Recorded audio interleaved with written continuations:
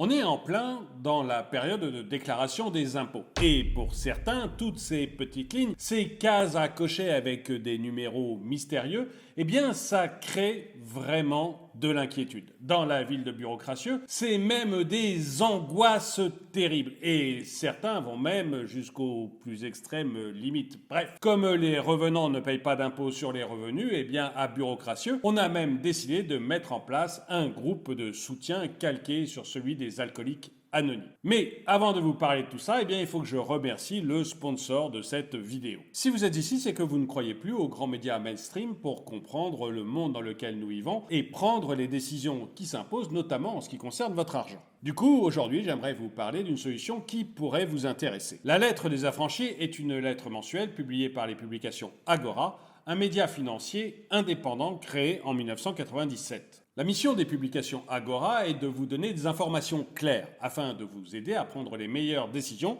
dans vos investissements, notamment boursiers. La lettre des affranchis s'adresse à tous les épargnants et investisseurs particuliers qui cherchent à protéger leur patrimoine et le faire fructifier dans un contexte d'instabilité géopolitique, d'inflation galopante, de retraite malmenée et de crise énergétique. En une seule et même lettre, la lettre des affranchis vous permettra de profiter des confidences de 3 experts financiers indépendants qui ont chacun plus de 25 années d'expérience sur les marchés financiers. Si vous voulez en savoir plus sur cette solution, eh bien j'ai demandé aux publications Agora de vous faire une offre exceptionnelle réservée uniquement aux auditeurs de Draw My Economy. Alors que l'abonnement annuel à la lettre des affranchis est normalement de 127 € pour 12 numéros, vous pouvez aujourd'hui saisir une réduction exceptionnelle de 55% et vous abonner pour seulement 57 €, soit 4,70 € par mois. Pour en profiter, il vous suffit de cliquer dans le lien qui est dans la description de cette vidéo et d'inscrire le code promotionnel DME55.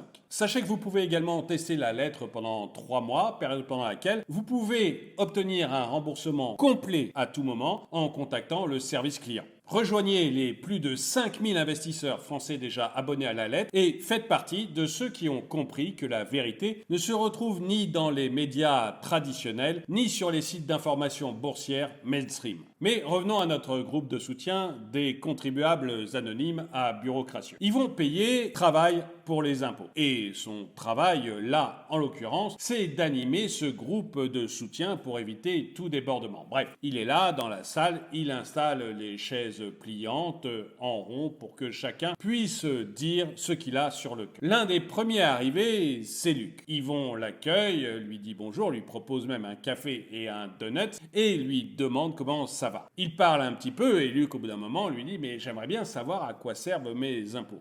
Yvon lui répond tout de suite, bien, ça sert à payer les fonctionnaires, moi par exemple. Luc lui dit, donc si je comprends bien, je paye des impôts pour rétribuer des fonctionnaires qui vont vérifier que je paye des impôts pour rétribuer d'autres fonctionnaires. Oui, c'est bien ça, lui dit Yvon. Les autres participants commencent à arriver, tout le monde s'installe et Yvon commence son discours. Vous êtes arrivé dans les méandres de la déclaration de revenus. Une petite ligne écrite trop bas, une case mal cochée et paf, c'est le redressement fiscal ou l'impôt payé en trop. Vous avez tout intérêt, leur dit-il, de faire très attention à ce qui va suivre parce que je vais vous donner les 5 points les plus importants à ne pas oublier dans votre déclaration de revenus. Le premier, c'est simple. Vérifiez les sommes qui sont inscrites par le fisc.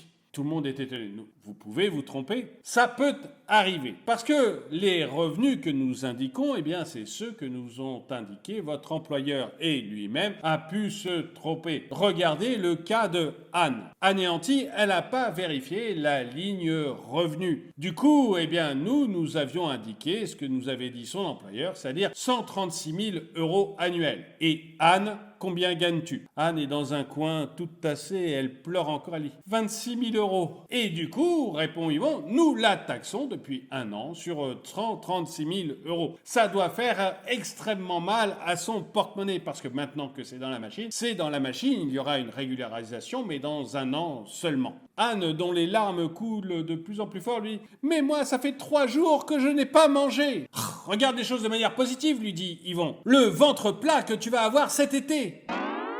Après un petit moment, Yvon reprend. La deuxième chose à laquelle il faut penser, c'est de cocher toutes les cases. Par exemple, pour l'invalidité, le veuvage, les anciens combattants. Vérifiez que vous avez bien coché les cases L, P, F, W, S et G. Et surtout, dit-il, surtout, pensez à la case T pour les parents isolé, parce que cette case n'est pas précochée. Alors, si jamais vous êtes un parent isolé, c'est-à-dire que vous élevez seul un enfant ou plusieurs enfants, pensez bien à le cocher. Ça vous permettra de bénéficier d'une majoration du nombre de parts lors du calcul de l'impôt. Comme il voit que Évite les embrouilles est en train de prendre des notes, il se lance tout de suite. La troisième chose qui arrive très très souvent, dit-il, ce sont les parents nouvellement divorcés qui oublient ou qui indiquent mal leurs enfants à charge. Si vous êtes divorcé et que vous avez un enfant à charge, vous devez absolument l'indiquer. C'est très simple, dit-il. Si vous avez la garde unique de votre enfant, eh bien dans ce cas, vous devez cocher la case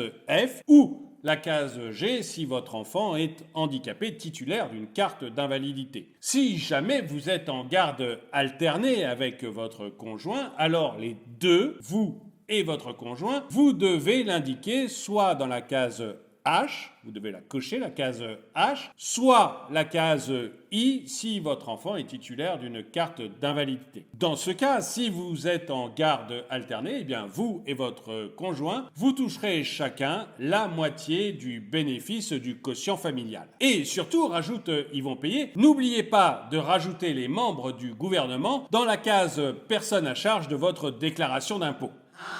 Ève lève alors la main. « Je fais garder mon enfant, est-ce que j'ai le droit à quelque chose ?» « Quel âge a-t-il » lui répond Yvon. « 5 ans. » « Ah, ça tombe très bien, lui dit Yvon. Pour les enfants de moins de 6 ans, l'État prend en charge 50% des frais de garde dans la limite de 3 500 €. Qu'ils soient à la garderie, à la crèche ou gardés par une assistante maternelle agréée. Mais attention, dit Yvon, c'est une des erreurs qui est le plus souvent commise. Vous devez indiquer le montant exact de la garde de vos enfants en retirant les frais de nourriture, parce que les frais de nourriture ne sont pas pris en charge. Et puis vous devez aussi retirer toutes les aides que vous recevez au titre de la garde d'enfants, ainsi que les aides reçues par votre entreprise ou par le comité d'entreprise pour cela. Personnellement, je n'ai pas d'enfants, mais je fais des dons à des associations, dit un des participants, Edmond. Edmond Prochin, c'est un brillant avocat qui s'est consacré à sa carrière, qui ne s'est jamais marié, n'a jamais eu d'enfant, mais qui veut donner à la communauté. Bref, il donne de l'argent aux associations. Yvon lui répond que c'est une très bonne chose, mais qu'il ne faut pas se tromper de case. Il y a 2 cas différents, dit Yvon. Dans les 2 cas, c'est déductible des impôts.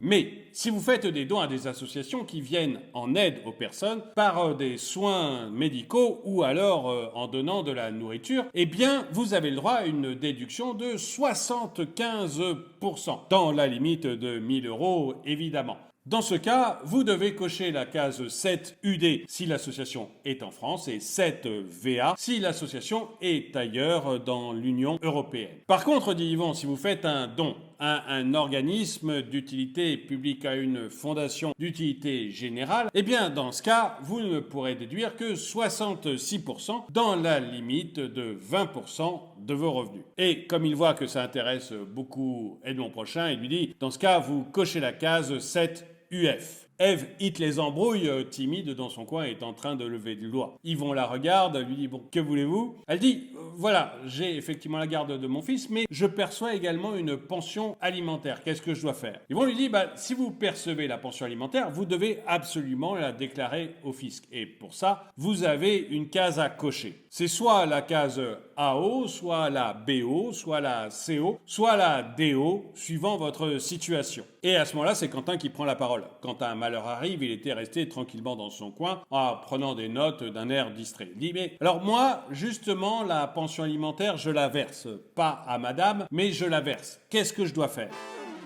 Si vous payez une pension alimentaire, continue Yvon, eh bien dans ce cas, vous devez cocher les cases qui sont dans la partie charge déductible de votre impôt sur le revenu. Du coup, le montant de la pension alimentaire sera déduite de votre revenu imposable. Quand un malheur arrive, souffle en disant ah, heureusement, parce que quand je remplis cette déclaration, j'ai l'impression que vous voulez vraiment me prendre tout l'argent que j'aimerais mettre de côté pour ma retraite. Ils vont lui répondre non, mais ne vous en faites pas, on va vous en prendre une très grande partie, c'est clair. Mais grâce au gouvernement, vous allez être à la retraite beaucoup moins longtemps. Vous n'aurez donc pas besoin de tout cet argent.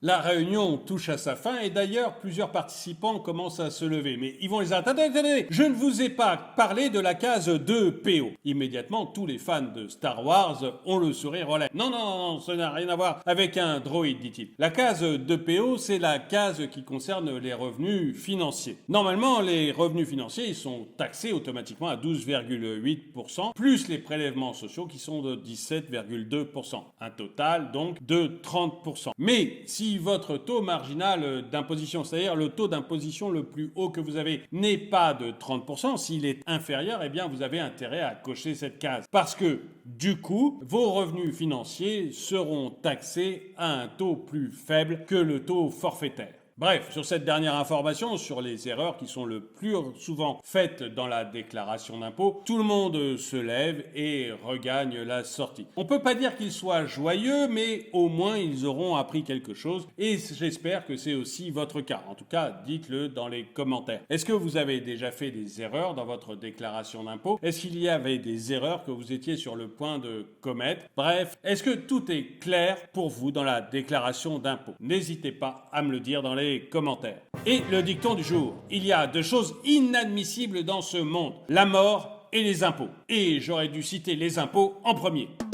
Merci d'avoir regardé cette vidéo, mettez-lui un pouce vers le haut, commentez-la, partagez-la. Merci à tous ceux qui soutiennent la chaîne et je vous dis à très bientôt.